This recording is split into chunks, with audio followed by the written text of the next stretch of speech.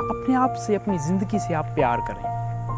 آج میں آپ کو ایک ایسی ہی انٹرسٹنگ، دلچسپ اور ہے آپ کو ہلا دینے والی کہانی بتانے والا ہوں۔ ایک دفعہ کا ذکر ہے کہ ایک شخص پہاڑ کے اوپر جا کے بیٹھا کرتا تھا۔ کیوں پہاڑ کے اوپر جا کے بیٹھتا تھا؟ کوسچن یہ ہے، ایکچول میں وہ اپنی زندگی سے بہت تنگ تھا۔ اس کی زندگی میں مشکلات تھی، مصیبتیں تھی، آزمائشیں تھیں۔ وہ چاہتا تھا کہ میں ان مشکلات سے جان چھڑاؤں۔ وہ کرتے کرتے تنہائی پسند ہو گیا اور وہ جا کے روز ایک پہاڑ کے اوپر بیٹھتا، نظارے کرتا اور شام کو گھر آ جاتا۔ ایک دن ایسا ہوا کہ وہ اپنے گھر سے نکلا۔ جیسے ہی گھر سے تھوڑا آگے چلا تو اس کا چھوٹے والا بیٹا اس کے ہاتھ کو پکڑ لیا پیچھے سے آ کے۔ جب اس کے ہاتھ کو پکڑا تو باپ نے بیٹے کو کہا کہ تو میرے ساتھ کدھر جا رہا ہے؟ اس نے کہا میں آپ کے ساتھ جاؤں گا۔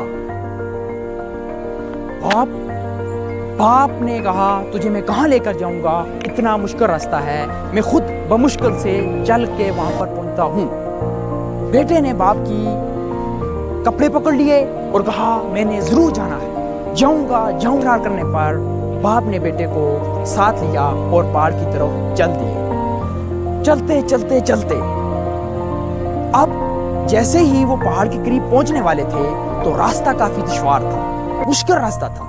اب جب تنگ راستہ آیا تو باپ تو گزر گیا، لیکن اس کا بیٹا جو ہے وہ وہاں پہ تھوڑا پیچھے رہ گیا، اس کا ہاتھ اس کے بعد سے نکل گیا۔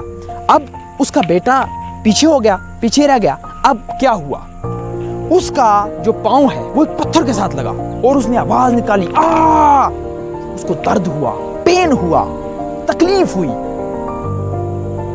تو اب جیسے ہی اس کی یہ آواز نکلی، آگے سے ایک کو بن کے آیا، اسی کی آواز تھی۔ ظاہر سی بات ہے جب ایک ویلی کے اندر آپ چلاتے ہو تو آپ کی اپنی ہی آواز ایک کو بن کے آتی ہے۔ تو اس چھوٹے بچے کو غصہ آیا کہ دیکھو ایک تو میں اتنی مشکل میں ہوں، اتنی مصیبت میں ہوں، مجھے درد ہوا، لگی، اور میرا کوئی مذاق اڑا رہا ہے۔ اس کو یہ لگا، نسم بچہ تھا، اس نے کہا تم میرا مذاق کیوں اڑاتے ہو؟ آگے سے پھر آواز آئی۔ اب اس کو اور غصہ آ گیا کہ بھائی میرا پھر سے کوئی مذاق اڑا رہا ہے۔ اس نے کہا، اس بچے نے کہا کہ میں تمہیں نہیں چھوڑوں گا۔ پھر آگے سے آواز آئی، میں تمہیں نہیں چھوڑوں گا۔ اب بچہ پریشان ہو گیا۔ اب یہ سارا منظر اس کا باپ دیکھ رہا ہے کہ یہ میرے بیٹے کے ساتھ کیا ہو رہا ہے۔ جب اس نے سارا منظر دیکھا تو وہ مسکرایا اور گھر کی طرف واپس چلنا شروع ہو گیا۔ اب پوچھا اس کے بیٹے نے کہ بابا ہم تو پہاڑ پہ جا رہے تھے، آپ اچانک کیوں واپس ہو گئے؟ تو اس کے باپ نے کتنی خوبصورت بات کی کہ بیٹا ایکچول میں مجھے زندگی کے رہنما اصول پتہ چل چکے ہیں، زندگی کی خوشی کا پتہ چل چکا ہے۔ بیٹے نے کہا کیا ہے؟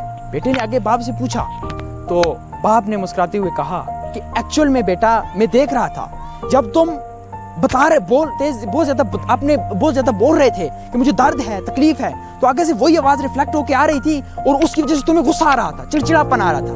تو ایکچول میں زندگی ہماری میں بھی ایسا ہی کچھ ہوتا ہے۔ جب مصیبتیں آتی ہیں، مشکلاتیں آتی ہیں تو ہم کیا کرتے ہیں؟ اپنے مائنڈ کو بتا رہے ہوتے ہیں یار میں تو آج دن بھر تھکا ہوں، مصیبت میں ہوں، یہ ٹینشن ہے، وہ تو کیا ہوتا ہے؟ مائنڈ سے پھر ایکو بن کے آتا ہے، وہ ہمیں پھر یہ چیز ریئلائز کرتی ہے یس یار تیرے ساتھ تو بہت برا ہوا ہے۔ تو اس کی وجہ سے ہم تھک کے ایک بند روم میں بیٹھ جاتے ہیں۔ تو اس کا حل کیا ہے؟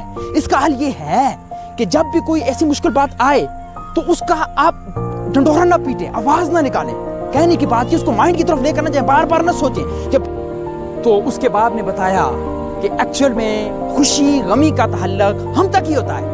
امپورٹنٹ بات ہے یار، سنو، خوشی غمی کا تعلق ہم تک ہی ہوتا ہے۔ مطلب اگر ہم اپنے آپ کو خوش کریں تو خوش کر سکتے ہیں، کیسے؟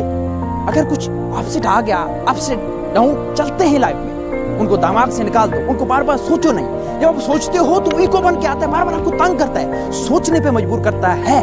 جب آپ سوچنے پہ مجبور کرتا ہے تو ظاہر سی بات ہے آپ پریشان ہوتے ہیں، تنگ کہ ایک آئسولیٹ روم میں چلے جاتے ہو۔